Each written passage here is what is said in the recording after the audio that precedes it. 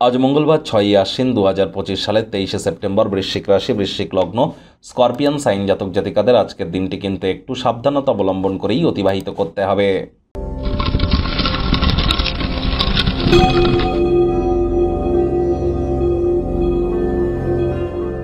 ভিডিওটির শুরুতেই স্ক্রিনে আপনারা দেখতে পাচ্ছেন হনুমানজির প্রণাম মন্ত্র। মনোজবং মারুত্তুল্য বেগং জিতেন্দ্রিয়ং বুদ্ধিমত্তাম বরিষ্ঠম বাতাত্মজং বানরজিত মুখ্যং শ্রীরামদূতং শরণ্যম প্রপদ্যে। এটি আজ আপনারা সকাল দুপুর সন্ধ্যা 3 বেলা মিলিয়ে 108 বার জপ করুন। না পারলে অন্তত 21 বার অথবা 3 বার 7 বার জপ করুন, এটিও আপনাদেরকে উপকৃত করবে। দেখুন, এই বছরটি তো মঙ্গলের বছর, হনুমানজির বছর। মাঙ্গলিক ক্রিয়াকলাপ আপনার ক্ষেত্রে হতেই পারে। হনুমানজির নাম জপ ধ্যান আরাধনা করুন, মঙ্গলের নাম জপ ধ্যান আরাধনা করুন। যারা IT sector, real estate, army, police, defence, automobile industry, pharmaceutical industry, sports industry, সেলসের কাজ করে, তাদের নামে যেন কোনো বদনামি করবেন না। মাটিতে, মেঝেতে বা ফ্লোরে থুতু যেন ফেলবেন না এবং খালি পায়ে একটু মাটির উপরে হাঁটুন না। দেখবেন মঙ্গলের মজবুতি বৃদ্ধি পাবে। বছরটি আপনাদের ক্ষেত্রে দুর্দান্ত যাবে।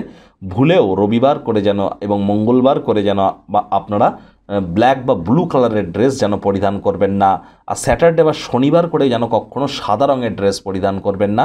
আজ অবশ্যই আশপাশে কোনো হনুমান মন্দির থাকলে উপোস থেকে, নির্জলা উপোস থেকে প্রয়োজনে আপনারা খালি পায়ে হেঁটে নিজের নাম গোত্র ধরে হনুমানজির কাছে আপনারা পূজা দিয়ে আসুন। তবে হনুমানজির নাম জপ করার আগে সীতা মাইয়া এবং রামজির নাম জপ অবশ্যই করতে ভুলবেন না। আর হনুমান চালিসা যারা পাঠ করছেন, শিক্ষাগুরু দীক্ষাগুরুর কাছ থেকে হনুমান চালিসা পাঠ করার সঠিক পদ্ধতি জেনে তবেই পাঠ করবেন, তা না হলে কিন্তু পরিস্থিতি হিতে বিপরীত হতে পারে।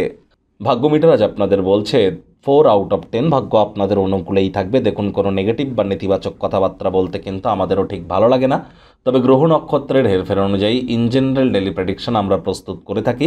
যাদের চন্দ্র রাশি বৃশ্চিক অর্থাৎ মুন সাইন স্করপিও, এই গণনা তাদেরই অধিকাংশ ক্ষেত্রে খাটবে। কাছের মানুষজনদের সাথে একটু সময় কাটান, সেখানে খুশির মেজাজে থাকবেন। আজ কায়িক পরিশ্রম হলেও দেখবেন তাহলে শরীর মনে সতেজতা এবং তরতাজাই অনুভব করবেন। তবে ব্যয়বহুল একটি দিন, খরচ বাড়বে। অর্থ উপার্জন করা খুবই সহজ, তবে সেই অর্থ সঞ্চয় করা যে কতটা কঠিন সেটি আজ আপনারা মর্মে মর্মে উপলব্ধি করবেন। যতটা সম্ভব অর্থ সঞ্চয় করা যায় সেদিকে মনোযোগী হওয়ার চেষ্টা করুন।